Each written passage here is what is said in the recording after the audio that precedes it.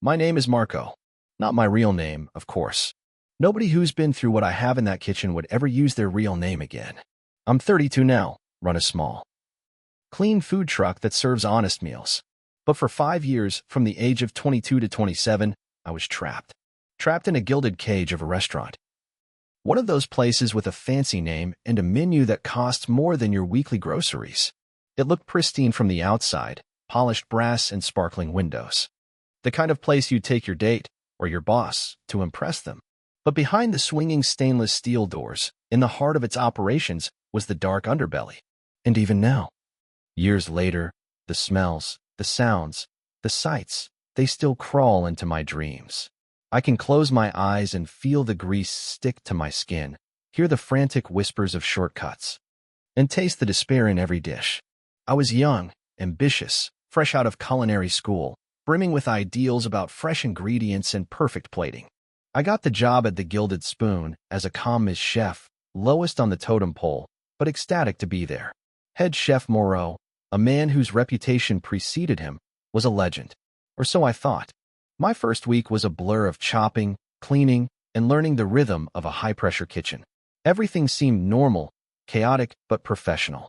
Then came the first sign. It was a Thursday. Quiet for a fine dining establishment.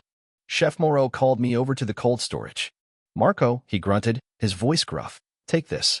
He pushed a large plastic bin towards me. Inside, nestled among ice packs, were several cuts of premium salmon. Or what should have been premium. A faint, cloying odor, almost masked by the cold, tickled my nose. It was faint, but unmistakable. The smell of something off.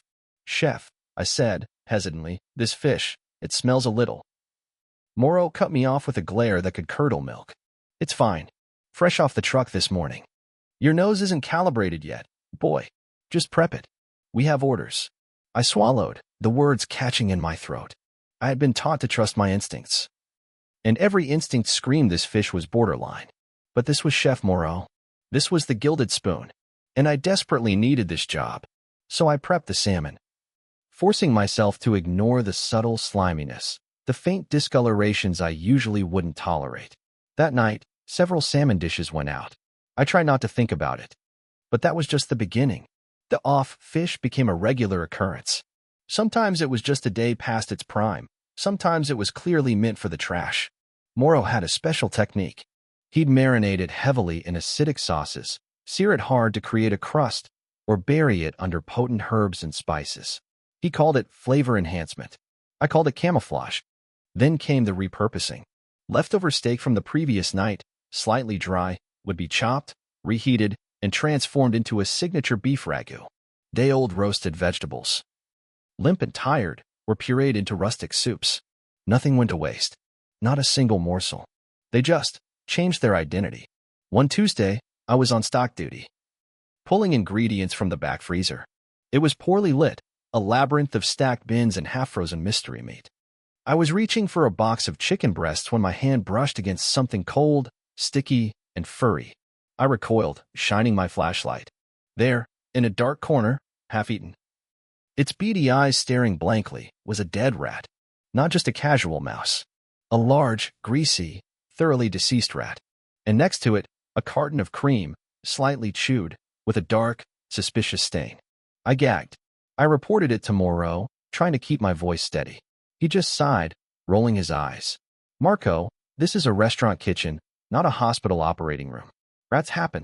Clean it up. Discreetly. Nobody needs to know." He gestured vaguely towards the half-chewed cream carton. "That cream's still good for the soup base. Just skim the top." My blood ran cold. Still good for the soup base. My mind reeled. I looked at the rat, then at the cream, then at Moreau's indifferent face. Was this real? Was this truly happening in a place that charged hundreds for a meal? My initial shock slowly morphed into a creeping dread. This wasn't just a dirty kitchen. This was a system. A deliberate choice to prioritize profit over safety, over decency, over everything. That night, as I stirred a large pot of creamy mushroom soup, a subtle, almost imperceptible film of something dark floated on the surface. My mind flashed to the cream carton, the dead rat. I felt a cold knot tighten in my stomach. A customer would never know. They would savor the rich, earthy flavors, unaware of the unseen ingredient that had touched their meal. That night, I went home and threw up everything I had eaten. Not because I was sick, but because the images, the smells, the taste of that despair had finally begun to haunt me. And it was only just beginning. The kitchen had its own dark secrets.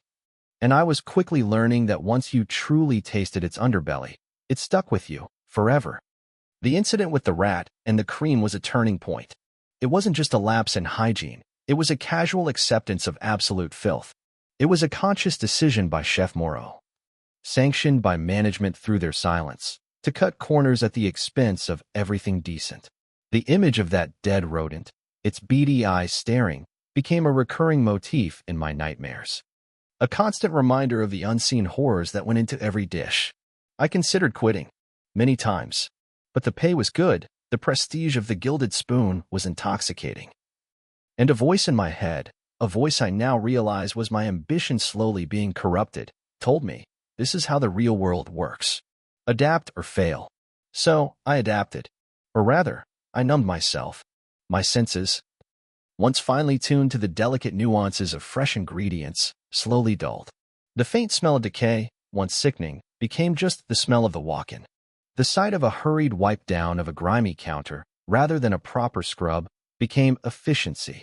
My conscience, a nagging whisper at first, was slowly silenced by the roar of the busy kitchen, the clatter of pots, and the constant pressure to deliver. Then came the special ingredients. One evening, a delivery arrived late, long after closing. It wasn't the usual reputable supplier. A battered white van, no company logo, pulled up to the back entrance. Two burly men, their faces obscured by shadows, unloaded several large, unmarked plastic bags. Chef Moreau was there, overseeing everything, his usual gruff demeanor replaced by a furtive, almost nervous energy. "Marco, help me with these," he barked, his eyes darting around. I grabbed one of the bags. It was heavy, oddly shapeless. The plastic was slick with something cold and greasy. And there was that smell again, the faintly sweet, cloying odor of something rotting, but subtly masked, almost chemically altered. It was stronger this time, almost overwhelming. "What is this, chef?" I asked, a knot forming in my stomach. Moreau shot me a look that silenced me instantly. "Special cuts. For the weekend special." We hauled the bags into a back storage room, one that was always locked, even to us. It was dark, unventilated, and reeked of dampness and something animal. As I helped lift one bag, a corner of the plastic tore. I glimpsed what was inside. It wasn't beef, not pork, not lamb. It was a pale, fibrous mass with an unnerving, glistening texture. And there were faint, dark spots on it, like old bruises. It looked wrong, like something that had been kept in the wrong conditions for far too long, or something that wasn't supposed to be food at all. My mind raced. Special cuts. What kind of special cuts? And why the clandestine delivery? Why the secrecy? The whispered rumors I'd heard from older staff about cheap sources and unsavory connections suddenly gained a terrifying, visceral reality. From that night on, the special cuts became a regular feature. They were always processed quickly, heavily marinated, heavily cooked. They usually ended up in the chef's special stew, or the signature lamb tagine, even if it clearly wasn't lamb, or blended into a rich, hearty bolognese that tasted overwhelmingly of spices, masking whatever was truly beneath. My appetite vanished. I started bringing my own food to work, or just picking at the bread. The thought of consuming anything prepared in that kitchen, knowing what I knew, made me nauseous. The shame, the complicity, began to eat at me. I was part of this. My hands, trained to create culinary masterpieces, were now complicit in serving that. The restaurant was always busy. Customers laughed, toasted, complimented the food. They never knew. They never saw the dark corners of the walk-in freezer, the scurrying shadows, the greasy delivery bags, or the desperate, haunted look in my eyes. They just tasted the flavor enhancement and paid their exorbitant bills. One night, I was assigned to clean the large stock pot where the special cuts stew was made. It was deep, heavy, caked with hardened grease and leftover bits. As I scrubbed, my hand slipped, and my arm plunged deep into the murky, lukewarm water. My fingers brushed against something at the very bottom. Something solid, oddly shaped, and too smooth. I pulled my arm out, my heart pounding. And there, clinging to my fingers, was a small, smooth white fragment. It was curved, distinctly not bone, not gristle. It looked like a piece of a tooth, a large one, too large for any animal I knew we were supposed to be serving. I stared at it, my breath hitched. My mind immediately flashed to a story I'd heard in a hushed, drunken conversation between two veteran chefs about a certain supplier who dealt in unconventional meats. Meats that were cheaper, easier to acquire, and came with no questions asked. Meats that often came from the wrong place. A cold, silent scream rose in my throat. This wasn't just off meat or repurposed leftovers. This was something else entirely. Something truly monstrous. I dropped the fragment, my hand shaking uncontrollably. It clattered against the bottom of the pot, a small sound that echoed like thunder in the silent, grimy kitchen. I couldn't stay. I couldn't be a part of it anymore. The horrors I had dismissed as mere dirty kitchen stories had transformed into something far more sinister. Something that preyed on human desperation and turned it into profit. The taste of despair was now in my mouth, cold and metallic, and it wouldn't go away. The white fragment, unmistakable, lay at the bottom of the stock pot. A tooth. Too large, too smooth. My mind screamed, connecting the dots I had desperately tried to ignore, the secret deliveries. The strange texture, the chemical masking agents, Morrow's furtive behavior. It wasn't just unconventional. It was unthinkable. The realization hit me like a physical blow, knocking the air from my lungs. I wanted to vomit. I wanted to scream, but no sound escaped my throat. The stench of the kitchen, once merely unpleasant, now transformed into the smell of a charnel house, clinging to my clothes, my skin, seeping into my very soul. Every piece of equipment, every utensil, every dish that had passed through this kitchen suddenly felt tainted, cursed. My hands, still trembling, slowly reached for the discarded chef's coat hanging on a hook. I ripped it off, feeling the heavy, greasy fabric, the stains of countless meals, the unseen horrors it had witnessed. This wasn't just a uniform, it was a shroud. I couldn't wear it another second.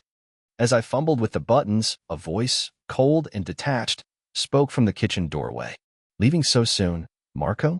It was Chef Moreau. He stood there, framed by the dim light from the dining room, his face unreadable. His eyes, though, seemed to penetrate me, seeing the terror, the disgust, the newfound knowledge etched on my face. There was no anger, no surprise, just a chilling, knowing calm. I can't.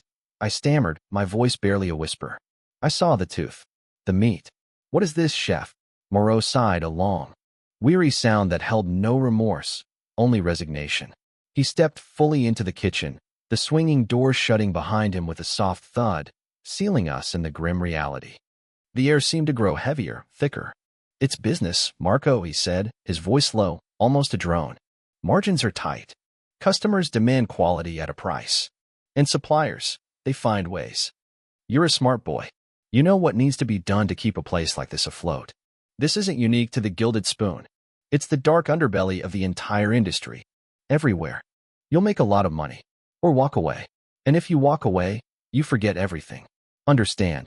His voice was calm, but the implication hung heavy in the air. This wasn't just a threat of losing a job. This was a warning, delivered with the quiet menace of someone who knew the real stakes. I looked at him, at the man I had once admired, and saw only a hollow shell, consumed by the very darkness he propagated. I didn't say a word. I didn't need to. I just turned, pushed past him, and stumbled out of the kitchen. Through the dining room, where laughing customers clinked glasses, oblivious. I didn't clock out. I didn't say goodbye. I just walked out of the Gilded Spoon into the cold night air. The stench of decay, the taste of despair, and the image of that fragment clinging to me like a second skin. That night, I cleaned myself until my skin was raw. But I couldn't wash away the grime I felt inside. The shame, the complicity, the knowledge. It gnawed at me, every single day. I see it when I look at a fine dining menu. I smell it when I walk past a restaurant. The memory of that kitchen, those dark corners, these special cuts. It's a horror that's more real, more visceral, than any ghost story. It's a permanent scar on my soul. I never went back to working in a big restaurant. I started my food truck, serving simple, honest meals. Every ingredient is sourced directly, checked meticulously. Because I know what lurks in the dark underbelly of the food industry. I know what people are willing to do for profit. And I carry the burden of that knowledge. hoping that by sharing my story, I can prevent others from ever having to taste that despair.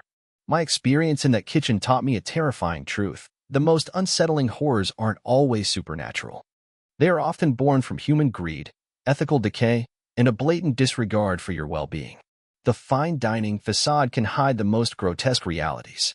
So, the next time you eat out, especially at places that seem too fancy or too cheap to be true, be vigilant. Ask questions. Notice the smells, the cleanliness of visible areas. Trust your gut if something feels off.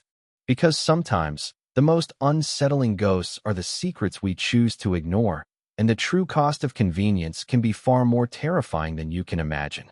Your health and your peace of mind depend on it. Thank you for listening to this chilling confession from the dark underbelly. If Marco's story made you look at your next meal differently, remember to like this video, share this warning with your friends and family, and subscribe to our channel. Hit that notification bell so you never miss another stark revelation.